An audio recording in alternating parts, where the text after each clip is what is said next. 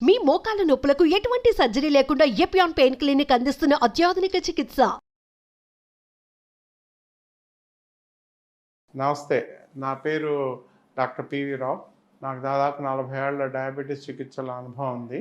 Diabetes ఎలాగా నిర్ధారణ చేయాలి అనేది, డయాబెటీస్ అనేది రోగ లక్షణాల ద్వారా నిర్ధారణ చేయటం అనేది మనం చారిత్రకంగా అంటే ఎన్నో సంవత్సరాల క్రితం ఏదో అతిమూత్ర వ్యాధి అని దానికి ఒక పేరు పెట్టి, ఎవరికైతే రాత్రిపూట నిద్రలో 4-5 సార్ల కన్నా ఎక్కువసారి నిద్ర లేవాల్సిన అవసరం వచ్చినా, లేదా పగటిపూట ఎక్కువ నీరు తాగుతున్నట్టు అతిమూత్రం, అతి దాహం, అతి ఆకలి ఎక్కువగా అవుతున్నా, లేదా ఏదో బరువు తగ్గిపోతున్నా, లేదంటే ఆ బరువు తగ్గడం అంటే నెలకు 2 కిలోల కన్నా ఎక్కువ బరువు తగ్గుతున్నా, లేదా ఏదైనా దెబ్బలు తగిలినట్టయితే గాయం నయం కాకుండా ఉన్నా, ఇలా ఎన్నో రకాల లక్షణాలు చెప్పుకునేవాళ్ళు అనమాట. ఇవాళ ఏ లక్షణాలతోనూ సంబంధం లేకుండా దాదాపు 70% మందికి శరీరంలో డయాబెటీస్ రక్తంలో గ్లూకోజ్ రూపంలో ఉంటుంది. అసలు డయాబెటీస్కి నిర్వచనం అనేది లక్షణాలను బట్టి చెప్పే రోజులు పోయినాయి. ఫలానా లక్షణాలను బట్టి దీన్ని మనం డయాగ్నోస్ చేయొచ్చు అనే నిరూపణ పోయింది. ఇవాళ డయాబెటీస్ అనేది ఒక బయోకెమికల్ డిసీజ్ అంటున్నాం అనమాట. అది ఏంటో మనకి పూర్తిగా దాని గురించిన అవగాహన ఇన్ని సంవత్సరాలుగా ఎన్నో శాస్త్ర పరిశోధనలో మనం పూర్తిగా తెలుసుకోలేకపోయాం. డయాబెటీస్ అనేది ఒక జీవ ప్రక్రియ, వయసుతో పాటు వచ్చేటువంటి ప్రక్రియ. ఆ వయసుతో పాటు వచ్చేటువంటి జీర్ణక్రియలో ఉండేటువంటి లోపం అనకూడదు, వయసుతో పాటు వచ్చేటువంటి మార్పులు అనమాట. కాబట్టి జుట్టు తెల్లగా అయిపోవటం, చర్మం ముడతలు పడిపోవటం, లేదా పళ్ళు వదిలైపోయి రాలిపోవటం, ఇలాగే మరి శరీరంలో జీవక్రియ కూడా తగ్గి మనం తీసుకున్నటువంటి ఆహారం పూర్తిగా జీర్ణం అవ్వాల్సినట్టుగా జీర్ణం కాక శరీరానికి సరిగ్గా శక్తి అందించలేకపోవటం వలన వచ్చేటువంటి క్రియ. కాబట్టి ఈ డయాబెటీస్ అనే దాన్ని ఒక జబ్బు అని చెప్పుకోవాలా, లక్షణం అని చెప్పుకోవాలా, క్రానిక్ సిమ్టమ్ కాంప్లెక్స్ అంటాం అనమాట. ఇలా రకరకాల పేర్లతో వాటిని పిలుస్తున్నాం. ఏది ఏమైనా కూడా ఒక సామాన్య మానవుడికి, ఒక సామాన్య వైద్యుడు చేయాల్సిన చికిత్స డయాబెటీస్ నిర్ధారణ చేయడానికి రక్తంలో గ్లూకోజ్ మీదే ఆధారపడతాం తప్ప మరి ఏ రూపంలోనూ డయాబెటీస్ని మనం నిర్ధారణ చేసేటువంటి అవకాశం లేదు.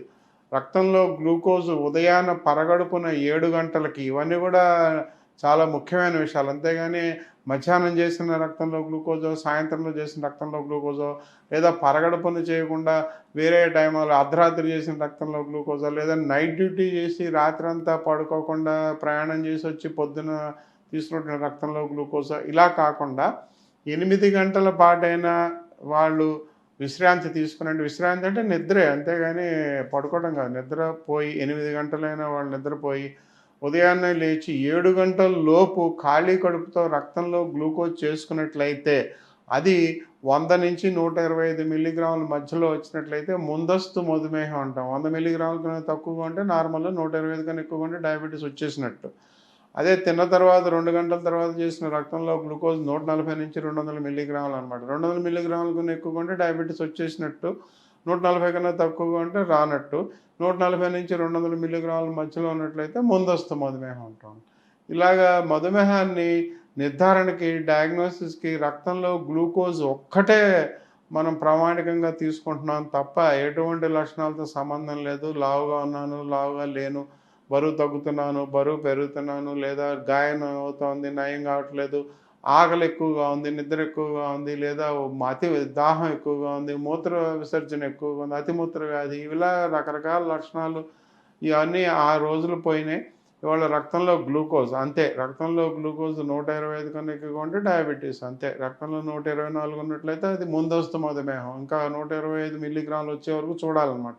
ఇలాగ రక్తంలో గ్లూకోజ్ నిర్ధారణకి ఇవాళ మనం రక్తంలో ఈ గ్లూకోజ్ పరీక్షల మీద ఆధారపడుతున్నాం అన్నమాట. పరీక్షల్లో కూడా రకరకాల పరీక్షలు ఉంటాయి. కొంతమంది క్యాపిలరీ బ్లడ్ అని మీటర్ల మీద చేస్తారు, కొంతమంది మిషన్ల మీద చేస్తారు, రకరకాల పరీక్షలు ఉంటాయి. వాటిలో కూడా వ్యత్యాసాలు ఉంటాయన్నమాట.